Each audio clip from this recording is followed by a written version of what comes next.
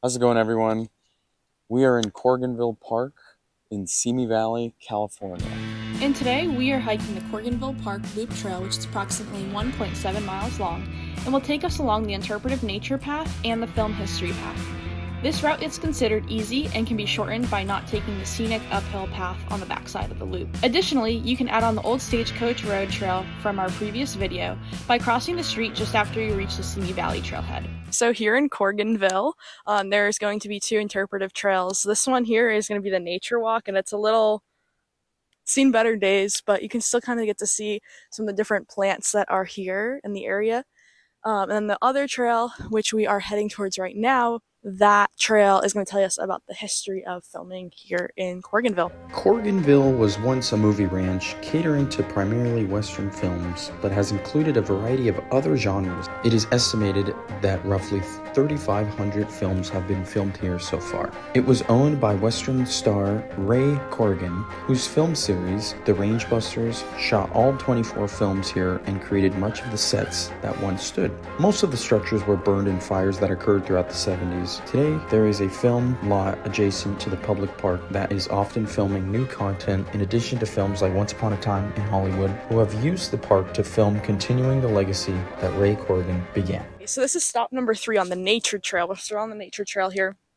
And this is the railroad tunnel mound. So the Southern Pacific Railroad Company completed the 1.5-mile railroad tunnel between Chatsworth and Simi Valley in 1904. And so apparently this mound here was the result of building that tunnel.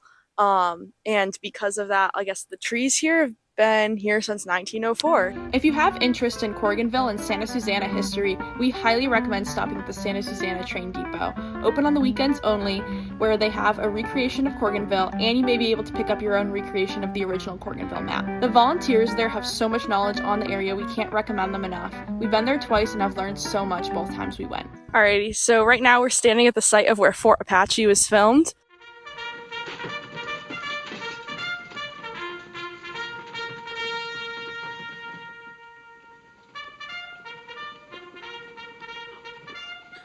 You can still see some of the foundations.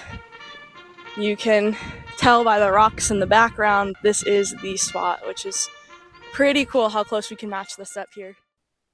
So the Fort Apache was built here for the movie Fort Apache, but there were dozens of other films that then used this area, and unfortunately the buildings all burned down in a fire. So this area would have been called Vendetta Village, which was made for Howard Hughes's film Vendetta. So I do want to point out that a few of these signs are difficult to spot. There is one that I've never found, and I have been here, this is my 3rd time coming here.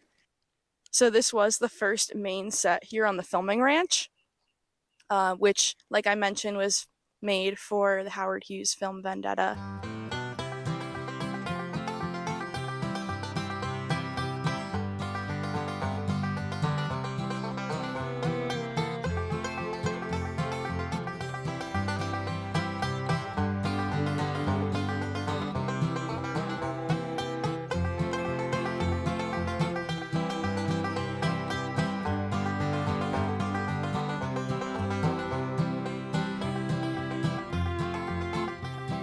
This sign here has to do with Robin Hood Lake. And so this was the lake that a lot of filming for water scenes would have done. They would have filled this with water, and then the windows and the bridge would have provided alternate ways to get underwater shots and shots that were level with the water. And there were a lot of films that were filmed here over the years. Some of the most notable, this TV series Jungle Jim.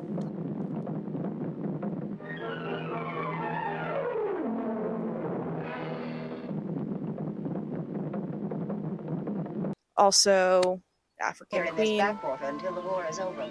All this foolish talk about going down the river. What about our mail? The Germans will hold it up. There is a rumor that Creature from the Black Lagoon was shot here as well, but there is no actual evidence to prove that. Bill are the stuntmen. Now these two chaps are the bad guys because that's what it says in the script, and you just know they're going to get the beating of their lives. Until the next show, of course. The two good guys are always nice and dry, and after seeing this fight about 6 times in the same day, you sort of get to feeling sorry for the bad guy.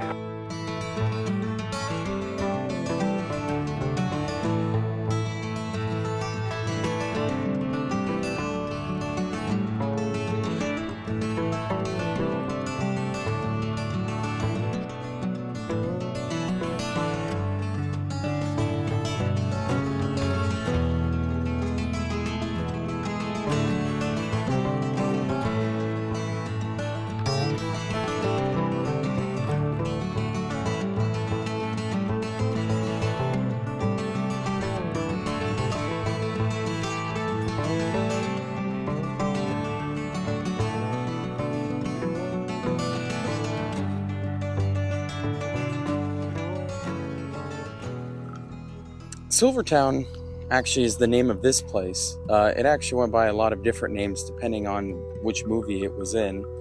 But overall, this is what remains. And actually, this was formerly where the amusement park aspect of Corriganville was. This is where also the rodeos, the shootouts, any type of amusement or entertainment was here. Corrigan later opened it to the public in 1949 and created an amusement park experience when filming was not happening on weekends.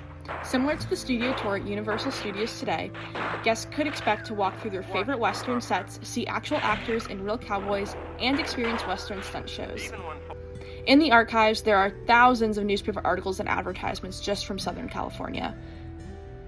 Bob Hope purchased the property in about 1965 and planned to subdevelop portions of it into an area known as Hopetown. Much backlash occurred from Simi locals, historians, Santa Monica Mountains Conservatory, and the city of Simi Valley. Eventually, Hope sold what is today Corriganville Park to the Rancho Simi Recreation and Parks District, and it was opened to the public once again in 1998.